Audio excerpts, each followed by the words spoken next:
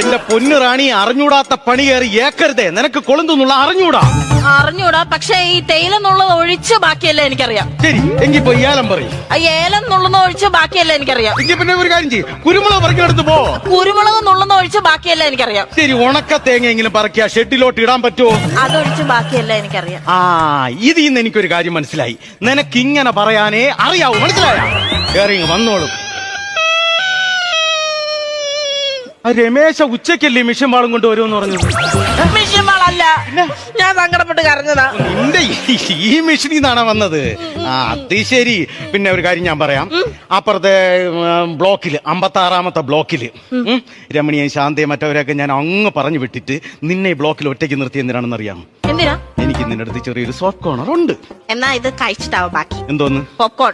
പോപ്കോണല്ല, soft corner ഉണ്ടെന്ന്. അതായത് സ്നേഹവും അലിവും ഒരു ഇഷ്ടമൊക്കെ നിന്റെ കൂടെ ഉണ്ട്. ഓഹോ.